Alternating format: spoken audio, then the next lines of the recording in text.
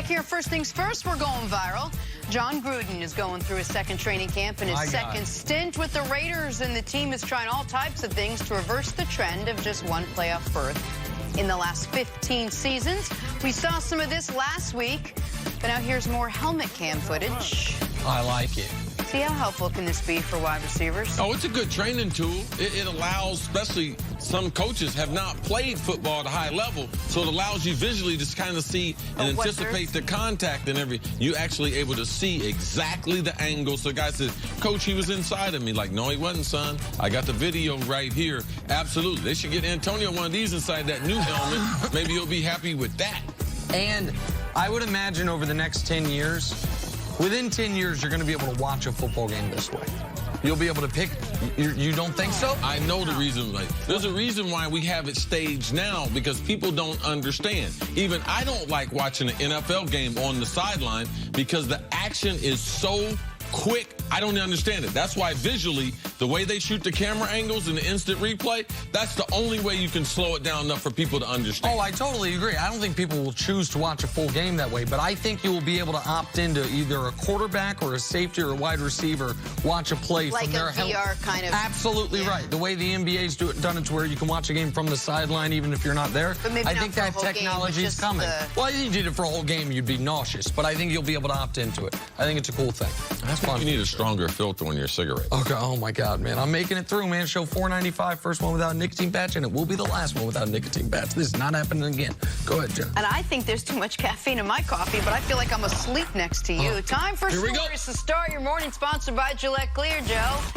Start with Antonio Brown. He's threatening to retire if he cannot wear the helmet of his choice, with head coach John Gruden saying he supports AB's decision. See, what do you make of all the Antonio Brown chaos right now within the Raiders organization? This is the ultimate diva move. That's what it is. There's a reason why they call wide receivers divas. We've earned that right through the years, but he's making sure. Because we had some years, man. We had Julio Jones. We had Larry Fitzgerald. We had Calvin Johnson. We were getting a little bit away from the T.O. diva. But we're back. This is not going to work. It's been collectively bargained. And the other 2,000 players we got in training camps, all of them are happy. Just him. And Antonio Brown, showed up to training camp in a hot air balloon. And it's not one of the two craziest I think he consumed some of it, whatever they put in there. But think about that. It's not one of the two craziest things that's happened in the last 10 days with him. He's got frostbite on his feet. Good point. And he tried to smuggle an old helmet hand-painted with the Raiders logo into practice. Yep. I mean, poorly hand-painted into practice. It's one of the wildest off-the-field, now on-the-field sports. The league did laugh about that, though. Man, how did you not? I mean, what did it look like? Like a bad Photoshop? John Gruden, I fully support that. Dak Prescott has reportedly turned down a contract extension worth $30 million per year, which would have made him the 6th highest-paid quarterback in the league. Price for a quality starter. If the guarantees are in line with the typical quarterback contract, where it's the first 2 years are essentially fully guaranteed and the third year partially guaranteed, I don't know that he's going to do much better than $30 million per year. Now, I'm not running the Cowboys. If I was, this offer wouldn't be extended.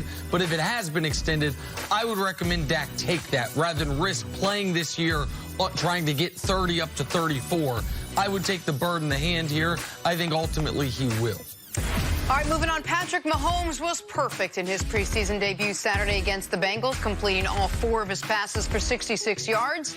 Nick, how did the reigning MVP look? And he looked like Patrick Mahomes, which is he looked excellent. And that Chiefs offense, see, you mentioned before the show, they looked even faster than last year. They added that second-round pick, McCole Hardman. They thought he was going to have to replace Tyreek Hill when it looked like Tyreek was maybe going to get kicked out of the league or suspended for the year. They had them on the field at the same time at one point, or they had McCole Hardman doing some similar things to what Tyreek Hill had done. The Chiefs offense is going to be explosive once again. Their offensive line is underrated. Watch them all season because if Patty Mahomes gets the protection and a guy, a wild card, Sammy Watkins. Please, Sammy, show up, Sammy. Sammy from Clemson or something. If Sammy Watkins can be a credible number 3, because they got number 1 in Kelsey and Tyreek Hill, whichever one you want. Sammy Watkins, man, if he is able to do that, they are unstoppable as an offense. And Patty Mahomes, this is what you're going to see for the next 5 years now. Aaron Rodgers preparing for his 15th season with the Packers. Matt LaFleur preparing his first as head coach. Didn't take long for rumors to swirl about their already strained relationship. Rodgers wanted to set the record straight, though, saying it's fake news. Unfortunately, the media, there's a lack of integrity. And when you're in a really low news cycle, like in June and July, when there's not much football going on, that's the kind of stuff that comes out. We don't need to spend any time talking about it because it's complete ridiculousness. See, what is your reaction to what Aaron Rodgers had to say? Yeah, I don't believe there's really big issues as far as him and LaFleur. I just don't know why Aaron Rodgers would care. I mean, I think this about a lot of players. If you're a professional athlete and people are writing things, why would you be so consumed with everything to write? And the things coming out of Green Bay with the new coach, they haven't been bad yet.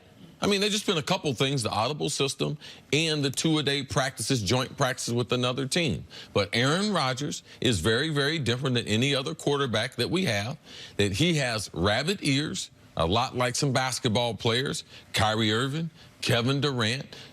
He's recording every interview he does to make sure he's not misquoted. He's hearing all these things. And I know Aaron don't want him to be out there, but Aaron in his relationships, he struggled. Brett Favre, he struggled. The coach there, he struggled. His personal relationships, he struggled. And now with Matt LaFleur, people are saying, benefit of the doubt. Will he struggle with the young head coach? I like the head coach. I believe he has an opportunity to be a special coach. But he's going to have to deal with Aaron Rodgers, and there's some give and take. I don't think people are making stuff up. I don't think they have a bad relationship. But things are going to happen, and when they do happen, does Aaron have enough of savviness to be able to smooth things over, or does he just throw a log on a fire so that people can continue to create a certain type of narrative, which he has done in certain instances with the media? And listen, I totally understand why you would say, and by you I mean specifically you, Chris Carter, would say, I don't know why he would care. This is something you've got an extra level of don't give a bleep about what other people say or think, then even, it's not just then a non-pro athlete, then even typical pro athlete. Like when a lot of these things come up, guys caring about their mentions, guys caring about the media says, Baker and Kyle, it's just not how you're wired. You're wired to not care about those types of things. Well, also I know the reality. And how many people are going to be picking at you? How many people are going to be picking at you? If I'm one of 300 guys in the NBA, oh, there's only going to be a little bit you can tell me. Now, guys that played the game, I might be more apt to listen to their criticism more than that. I'm playing in the NFL. I'm one of 1,800 players. I'm one of 25,000 men that have ever played in the NFL. I'm one of 32 starting quarterbacks. I'm Aaron Rodgers, quarterback of the Green Bay Packers. Oh, tell me what you can say to me gonna upset me. And so I understand that he's different than you in that regard. I also, though, do get what Aaron's saying, which is they haven't yet had an issue. And how many times have we talked about a potential issue? It's almost speaking it into existence, where we think it'll probably come. So when he criticizes joint practices, oh, is he actually criticizing the coach? Or maybe he just don't like joint practices, no matter who the coach is. So I understand his frustration there.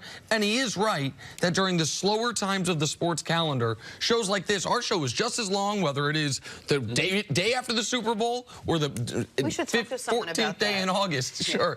And so because of that, there's going to be more noise about things that aren't necessarily stories. And for a name as big as Aaron Rodgers, his name's going to be associated with it a lot more. When does the regular season start, Nick? What? Not soon enough for Aaron Rodgers. Days.